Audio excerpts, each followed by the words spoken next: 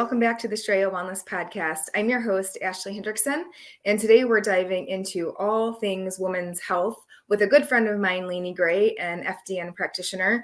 We will be touching on hormones, menopause, all of the symptoms that you may be experiencing during perimenopause, and maybe a little bit on gut health. So let's hop right in and see what Laini has to share with us. If you like the content, please make sure to subscribe and give us a 5-star rating. Without further ado, let's get Laini on. Hey, Ashley. Hi. Thanks so much for being here. So, guys, this is Laini. I've been introducing to you all to a lot of my friends lately, and she is an expert on all things women's health. So why don't you just give us a little bit of background on who you are and what you do to get us more familiar with you. All right.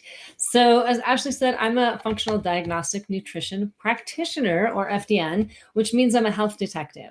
And my story, I started out as a personal trainer. So I was working with a lot of women, some men, but working with the diet, the nutrition, the exercise piece. And that was really awesome. Women were getting great results until they weren't, right? And so there was always this group of women that struggled to lose weight. And usually they were mid to late 40s, and everybody over 40 was struggling. And I was blown away because I was like, I'm awesome. I know all these things. And I am writing the best workout plan and the best nutrition guidance and macros and calories, and it's not working. So that really got me to really dive in and get more educated. So I got a master's degree in holistic nutrition.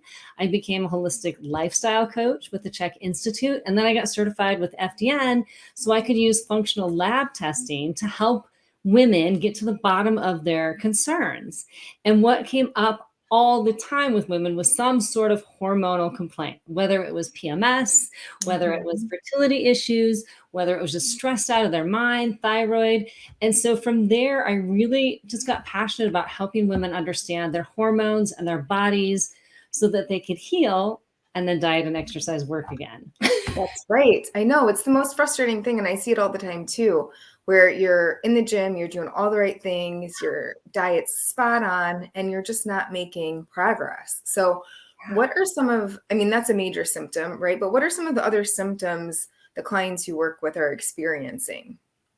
So, well, for a long time, I was dealing with women. I still work with women of all ages, but I was definitely having women that had a lot of PMS, heavy periods, a lot of moodiness, a lot of gut dysfunction, and it all centered around their menstrual cycles. So they would have fatigue, they would have weight gain, they would have constipation. And so we would test their hormones and really work with how do we heal that hormone system so that we have healthy menstrual cycles, which helps us be healthy overall. And now, as I have aged myself, I now am working a lot with women in their 40s and 50s who are in that perimenopause shift where they feel like they've kind of got life figured out. And now all of a sudden they're having hot flashes and night sweats and heart palpitations and joint pain, and they can't sleep. And they've gained 10 pounds out of nowhere. And all of a sudden they have a belly and they can't remember where they put their keys and these kind of symptoms. Right. And it's still related to hormones, but a totally different mechanism. Right. So what do you see then, like when you're running, first of all, how do you like to assess hormones? What's your favorite go-to to figure this out? Because there's a lot of conflicting opinions about how to best assess this situation. What do you think? So we have to remember that in the female menstrual cycle, like if we're just kind of gauging it as about 28 days. Now everybody's a little different. 26 to 35 could be normal, but we'll say 28. The hormones are different on every single day of those 28 days. Every single day. So when you get a blood test done, if you've ever looked at the blood test that your doctor runs, they have ranges. Was it in the first week, the second week, the third week? Mm-hmm. And you have to understand that. So if you don't know where you are in your cycle and you got your hormone tested with blood, it doesn't give us a lot of information, right? So a lot of functional providers will use saliva, and that can be helpful. I use a test called the Dutch test, which is a dried urine test. And so when we're testing, we want to be able to get a picture of your ovulation and progesterone, which is only high at a certain time of the month, usually about 5 days after ovulation. So day 19 is the best day to do a dried urine test to test all of your hormones and to look at how they are metabolized in the body. Because oftentimes we'll see what the hormone levels are and they all look fine. But if we look at the metabolism pathways, we can see other areas that need to be improved. So talk to me a little bit and explain to anyone who might not understand what you mean when you say metabolism pathways. And we'll dig into why that's so important for you all to understand and why doing a test like the Dutch test is going to give you insight into that. But what do you mean when you say metabolizing hormones? All right. So, well, metabolism is metabolizing. We always talk about that word and nobody ever knows what it means, right? It's really the sum of all the different physiological processes that go on in the body. So every day our hormones are produced. So we produce thyroid hormone, we produce cortisol, we produce insulin, we produce all these hormones. Mm-hmm. With the menstrual cycle, we produce estrogen and progesterone in a cyclical pattern. So number one, everything gets produced. Number two, it circulates and does its job. And then it has to be broken down and eliminated from the body. It can't stay in the body forever. So how we break things down and get rid of them, that's what we talk about when we're talking about metabolism or metabolized pathways. So we're looking at how the body's breaking them down and getting rid of them. So what are some problems you see there? I would guess if someone's got high levels of toxicity or stress, they may not be metabolizing and excreting effectively. But what are you looking for? What do you see? What are some symptoms maybe? So in women, we look at estrogen metabolism in particular. So for me, this is where my why came into the hormone metabolism piece. My mother had breast cancer and my younger sister had breast cancer. And so I never intuitively felt that that was my story or that was going to happen. And we all three live different lifestyles. So I definitely think lifestyle plays a role. Sure. But all three of us had horrible PMS, right? We were super grumpy, super moody. That was all across the board. Mm-hmm. And when I look at these tests, we can see if estrogen's going down one of three pathways and symptoms of them going down the not so great pathway: heavy bleeding, clotty periods, really cramping and painful, a lot of really intense mood swings right around your cycle, all the PMS, the achy, the gross, acne, all of these things can be because the estrogen's going down a pathway that makes symptoms worse. Let's just say PMS and symptoms during your period are common, but not normal. You nailed it. I don't know. I'm sure that if they've been listening backwards, but yeah, if they've been listening at all, they've heard me say we get these two words confused all the time in society, right? So things that are common we refer to as normal, but they're not normal. Just all of us are messed up or toxic, or as a society we're exposed to a lot of the same toxicities and stressors, and so we do share common symptoms, but that doesn't mean that we should be experiencing life that way, right? So I'm glad that you brought that up, especially in this case, because I do think that most of us have grown up to believe that PMS is normal. Yeah. And I'll say my personal experience, and then I want to hear yours. If I have a clean diet and I'm not eating any sugar or gluten or anything else that's inflammatory for me, I don't even know my period's coming. There's other than looking at the calendar and being like, I think it should be here today or tomorrow, there's no symptoms. There's no puffiness. There's no moodiness. There's no nothing. It's just like smooth sailing, Totally. And if you think about it, that's how our body's designed. We don't feel our heart beating. We don't know that we're digesting food, right? And so really our period shouldn't be this thing that's like, oh my gosh, here comes my period. And it's all these horrible things. But I would say, I think one of the things we do wrong is say, oh, here's your period. You're going to have cramps and you're going to have this, right? And we set it up to be something that it's not really supposed to be. So from the get-go, we're like, yep, this is how it's supposed to be. But in my story in particular, we all had that PMS, right? But I had a different lifestyle. So I didn't have the same result as my mom and sister. But through testing, I could see that I was metabolizing estrogen down the pathway that causes increased symptoms. And if too much goes down that pathway, can increase your risk for cancers, i.e. my mom and my sister. right? But here's the thing, back to your point though, things that change that, you can correct that. You can correct that with diet, lifestyle, stress management. So with cleaning up my diet, removing gluten, inflammatory foods, with healing my gut, with getting to sleep on time, I was able to get my symptoms down, have more manageable periods, and yeah, reduce my risk of cancer, right? And that's a big deal Huge. for women, especially as they get to midlife. They're like, oh, should I take hormones? It's going to make me have cancer. No, Right. no, it doesn't make you have cancer. But if you're not effectively breaking it down and getting it out of the body, Right. then there might be an increased risk.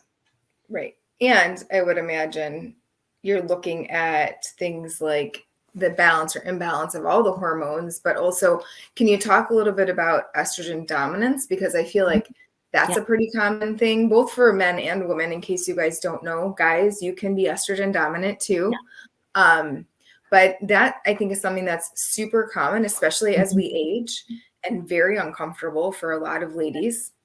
So what Yeah. does that look like? And are you seeing that on your testing? Yeah, we can see that in testing. And definitely, here's the thing, functional testing gives us a lot of information, but make sure you have a provider or practitioner that listens to your symptoms because you know your body best and you know that things Yeah. change during the month. So at a certain time of the month, we should have a balance of our estrogen to our progesterone. And if they're in balance, they kind of keep each other in check, right? So when we talk about estrogen dominance, a lot of times in the 20s and 30s, we have estrogen dominance for a couple of reasons. Number one, you could be producing too much estrogen, right? Your body just produces more estrogen, not enough progesterone.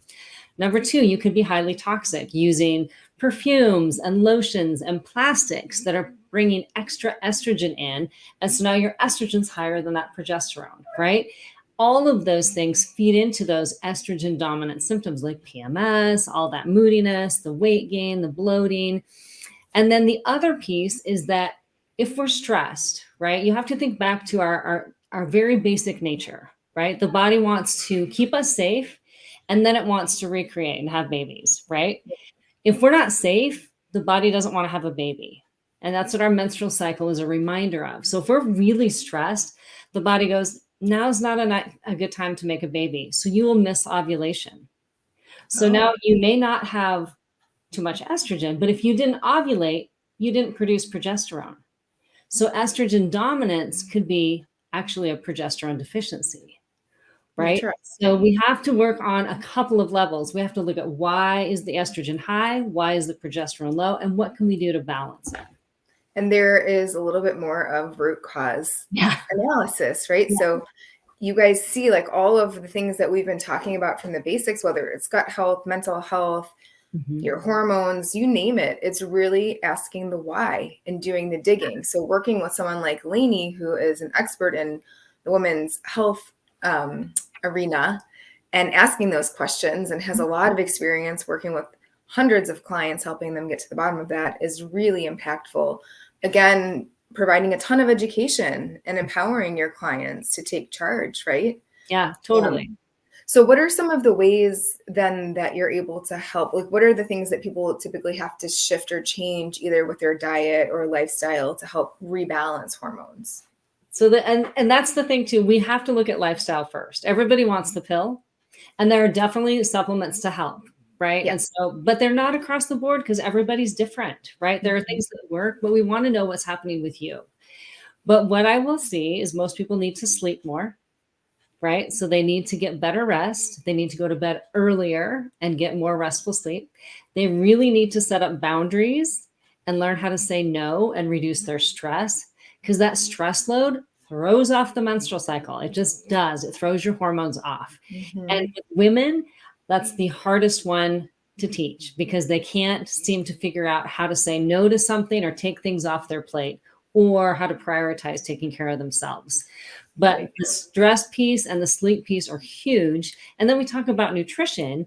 Are we fueling the body on a regular, consistent basis? And is it good food, right? What is the message that we're putting in our body? Is it to be vibrant, balanced, happy, or is it to be inflamed and bloated and grumpy, right? We have to really have those conversations. Absolutely. And correct me if I'm wrong, but I'm pretty sure that progesterone is the hormone that helps you sleep. So if you are experiencing an imbalance, it's kind of like a double-edged sword, right? Like you're not making the hormone that helps you sleep, but you need to sleep to make the hormone. So you're going back to stress regardless, right? To try to get your body to calm down and get to sleep. And same thing to your point, though, all of it ties together, because if you're eating food that's inflammatory, so if it's a food sensitivity, maybe you can't eat, I don't know, dairy or something. When that causes that inflammatory response, that's a stress.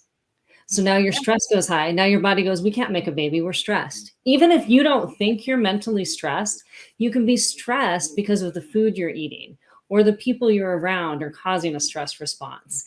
And that drives up the inflammation, causes the brain, the body to think, oh, we can't do this. We need to take a break. And then you don't have progesterone. So then you can't sleep, you're grumpy, you're constipated, you've got anxiety. Yeah, it all links together. It sounds awesome. Yeah. So I just want to share a story, and I would assume that you've had similar experiences, but I was working in a clinic with an MD for a while, and there was a patient who came in and she had multiple miscarriages over a period of, 3 or 4 years, seemingly healthy in her early 30s, took great care of herself. And through just general conversation, it came up that she was a teacher. And you probably know where I'm going with this already.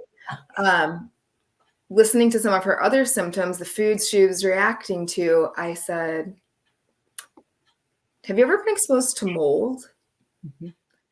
Anyhow, we did the mold toxicity test because everything else looked pretty clean, and she was off the charts. So just back to your point, in that toxic environment, your body is smart enough to know we cannot grow a healthy baby here. So we have to let it go.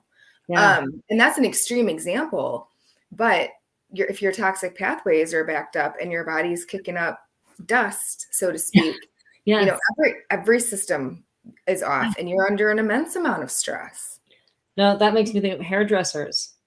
Right. Because they're in an environment of chemicals all day, and we see those things. Yeah. And this just made me think of one other thing that we sometimes talk about in some circles, but it needs to be talked about a lot more. Oral birth control shuts down your natural hormones, right? And so that's the other thing that I work with a lot of women in their 20s and 30s is that they're having these hormone symptoms, but they're on birth control.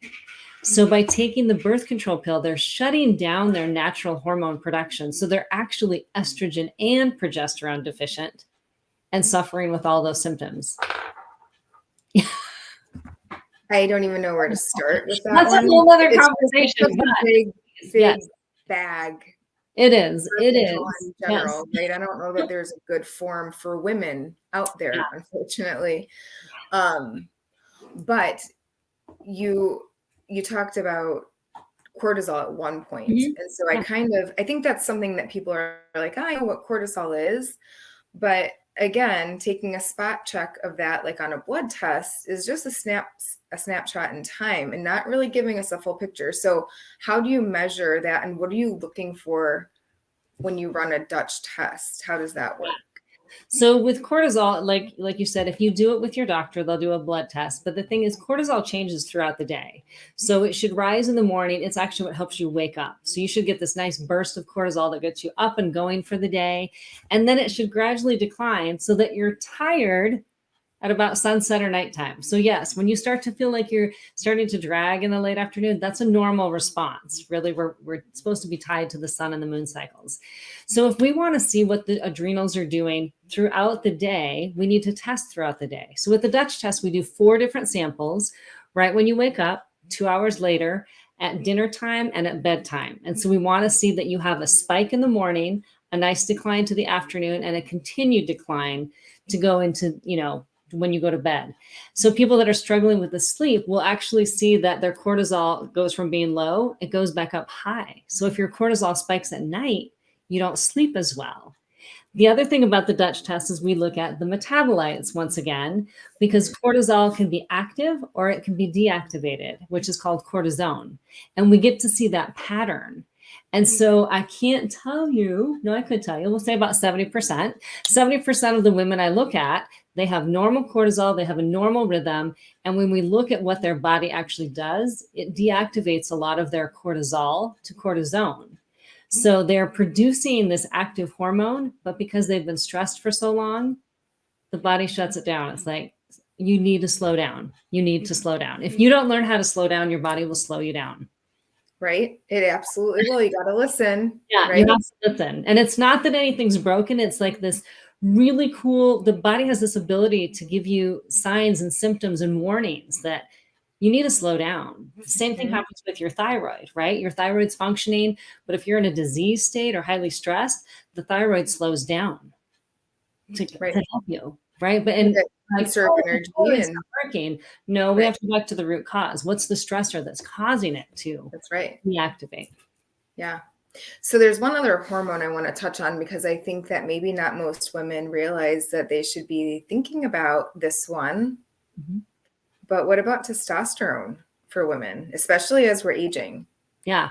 So testosterone, just like you said in the morning earlier, not in the morning, but earlier, men have estrogen and women have testosterone, just in different amounts, right? That's why we're men and women.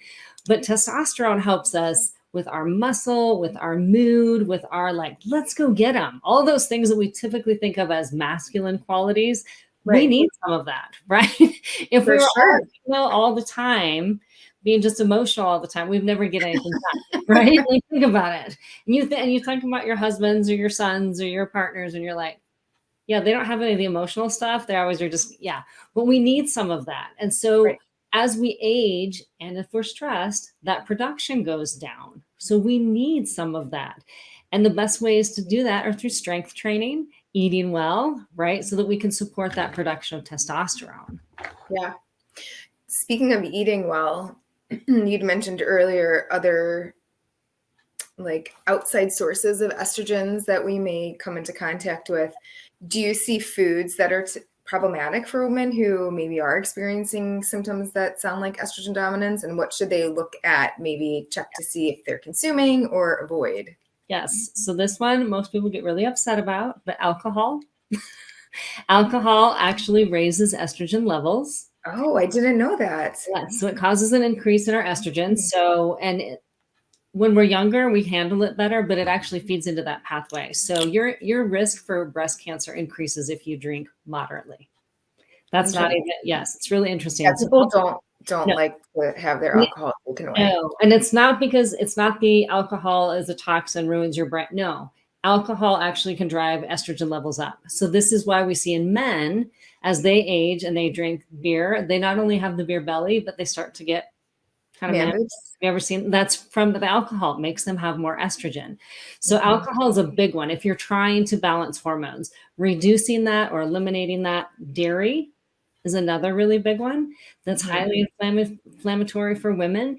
Especially it works on these pathways with the acne, with all of this, hair loss and hair growth and all of these, things. You're like, oh no. And if you talk about dairy, it's lactose. It's a sugar. So sugar causes inflammation throughout. And then gluten really messes with the gut. And with every woman that I work with, it usually affects them differently. So for some, it's going to affect their thyroid. For me, it's a joint tissue. I get neck aches and low back aches when I'm consuming gluten. My knuckles will swell and I can't fit my rings. So it's a little bit different for everybody. But when we have any of those inflammatory foods in our system, it's going to disrupt our menstrual cycle and our hormones. Can you talk about soy?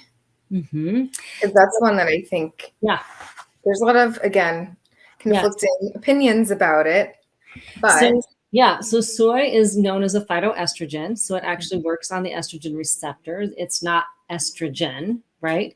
But they talk about Japanese women in particular who eat a lot of soy products, that they have less hormone symptoms, especially going into menopause. And that's probably true. So soy can be helpful for some people. The problem in the United States, our soy is all genetically modified and really not a high quality form of things. So it's going to be more inflammatory than good for most people. So if soy is something that you want to incorporate, it should be organic. Fermented soy would be a better choice, like natto and different things like that. But does that answer your question on that one? Yeah. Great. I just know there's a lot of debate around whether Yeah. soy is beneficial or detrimental for women and breast cancer in general. So curious to hear your opinion on that. You also mentioned gut health, Mhm. and I know it's the foundation for us in general, but Yes. can you talk a little bit about how your gut health impacts hormones or hormone imbalance? Oh my gosh, so much. So first from the food we eat, right? So when Right. we're putting food in, we have a whole blood sugar insulin situation that happens. So if we're having too many carbohydrates, too many sugars, we're just by nature increasing our insulin and increasing our inflammation throughout the body. That disrupts the hormones. Okay. Next, we're supposed to be, absorbing our nutrients, but if our intestinal lining is damaged, we have leaky gut, we start to have food sensitivities, once again, driving up the inflammatory processes Mhm. that disrupt hormone balance. Finally, we get down to the colon where all of our bacteria are. We have this awesome microbiome, this whole community of bacteria, viruses, pathogens, all these things, all these little guys are living in there. And a lot of them are really beneficial. And we have a group of them known as the estrobolome. And they actually help metabolize the estrogen and get it out of the body. Now, if we have too many of the wrong kind of bacteria, they hold on to it, send it back into circulation.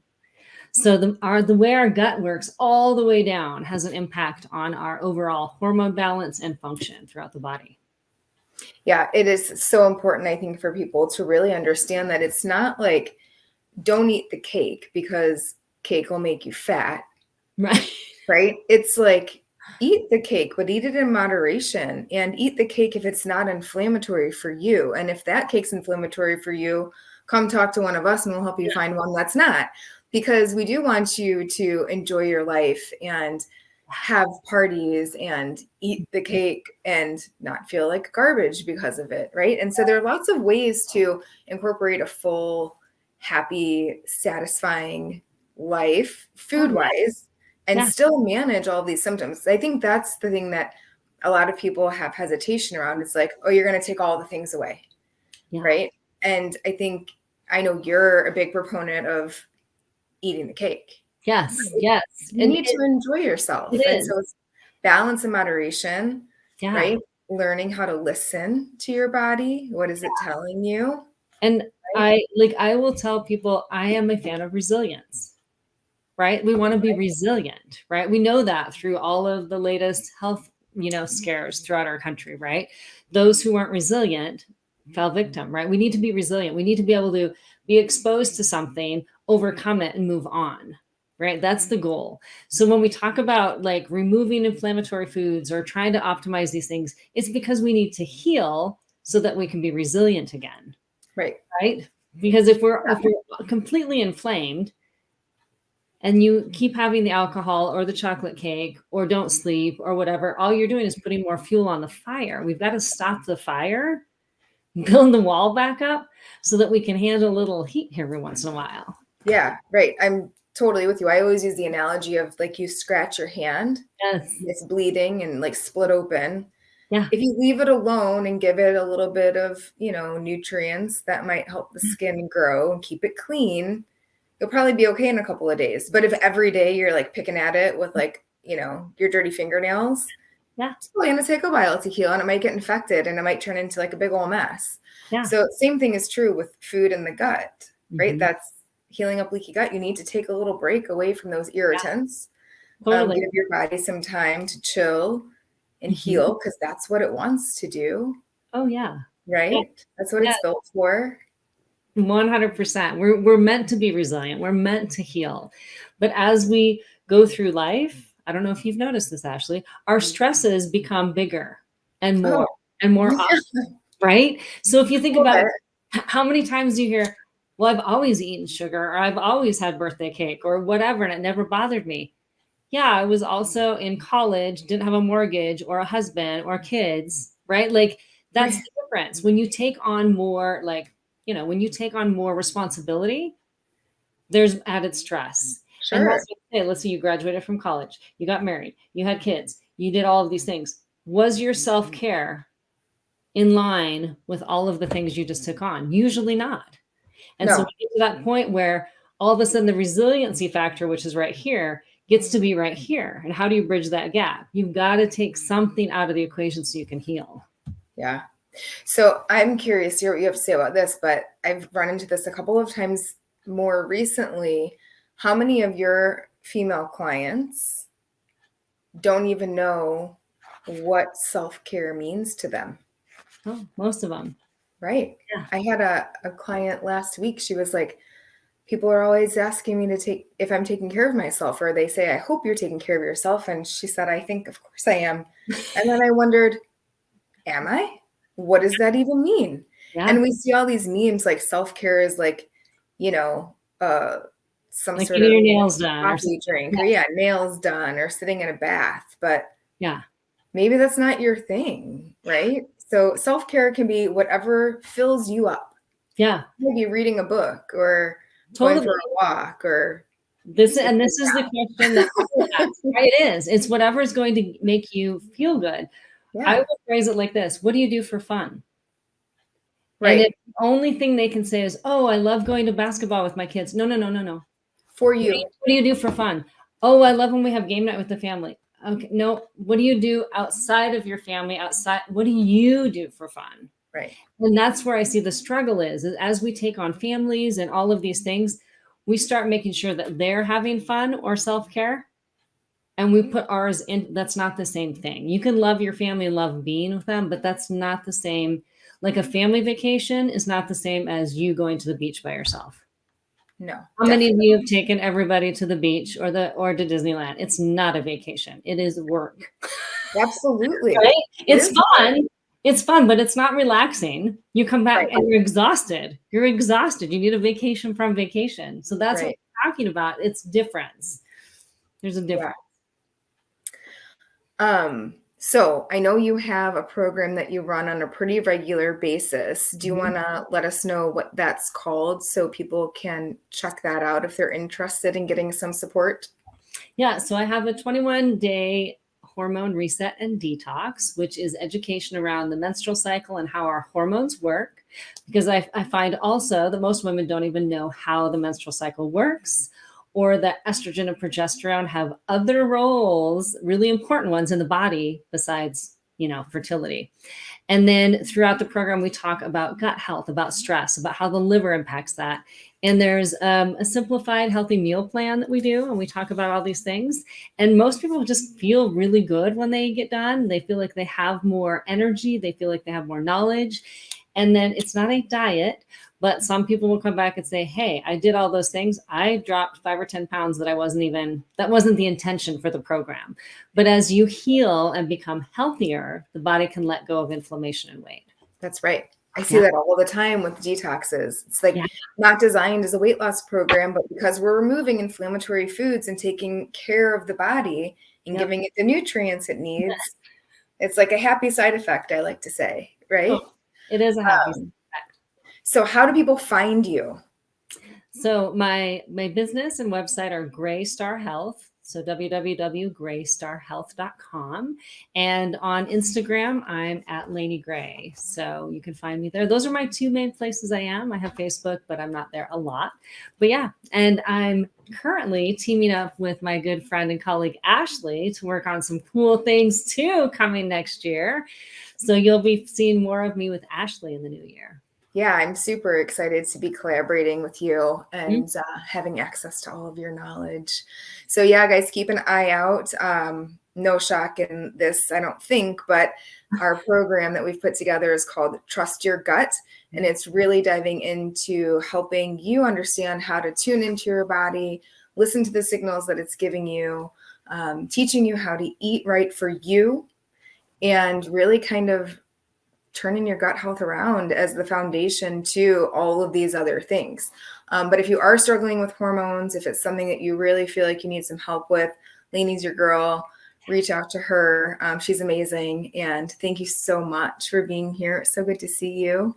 Thank you for sharing all of that information. If you have questions, you can reach Laini directly, either via her website or message her on Instagram. If you can't remember that, you can always email us at info@shorewellness.com. We'll be happy to connect you. And I think you'll probably be on the website too as one of our partner practitioners once we get all of your headshot and information together. So thanks so much for being here, Laini. Thank you all for tuning in. It was so much fun, and we'll see you next time. Bye. Bye.